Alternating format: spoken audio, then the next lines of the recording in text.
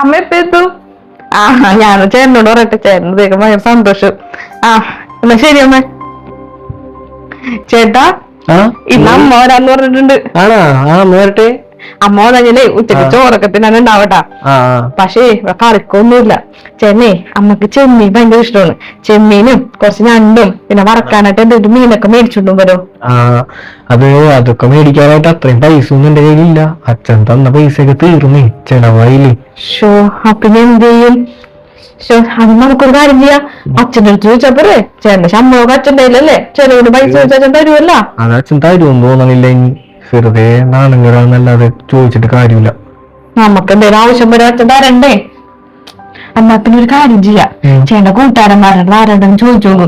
അമ്മ വരുമ്പോ നല്ല കറിയൊക്കെ കൊടുത്തില്ലെങ്കിൽ നമുക്ക് നാണക്കേടല്ലേ. അത് ശരി. എന്നാ ഞാൻ ആരുടെങ്കിലും മേടിച്ചിട്ട് എല്ലാം മേടിച്ചിട്ട് വരാട്ടോ.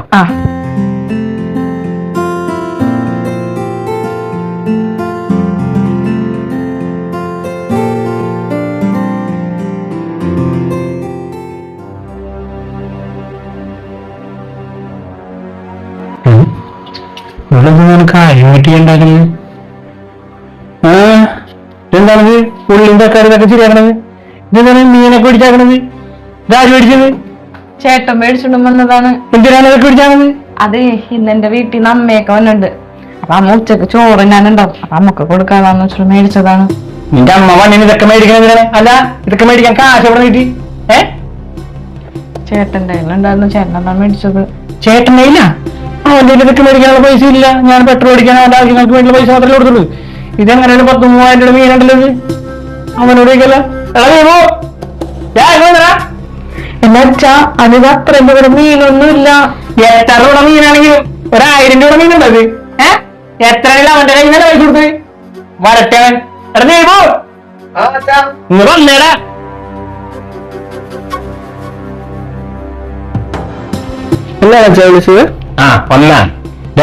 ഇനി മേടിക്കാനുള്ള പൈസ നമുക്ക് ഇവിടെ നേടി.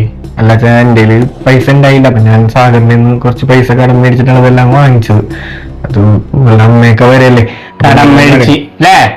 നീ ഇത്ര നേരം കടം മേടിച്ചിട്ടുണ്ടോ ആരുടെയും? ഇല്ല ഇല്ല.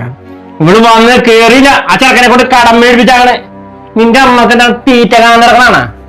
നിന്റെ അടി ഇങ്ങാട്ടേക്ക് കെട്ടിയെടുക്കണവര്. എനിക്ക് അല്ലെങ്കിൽ തന്നെ നാശം പിടിച്ച് തളനെ കണ്ണെടുത്താ കണ്ടുകൂടാ. എന്നിട്ട് വന്നാക്കിയാണ് തീറ്റ കാണാണ്ട് എന്റെ വീട്ടിൽ നിന്ന് തിന്നാനായിട്ട്. നിനക്ക് നിന്റെ വീട്ടാൻ കൂട്ടണമെന്നുണ്ടെങ്കിലേ ഇവിടെ ഉള്ളത് എന്താണ് ആദ്യം കൊടുക്കണം. അല്ലാണ്ട് ഈ കരിമീനും മീനും ചെമ്മീനൊക്കെ മേടിക്കാനായിട്ട് അതൊക്കെ പൈസ കളയാനായിട്ട്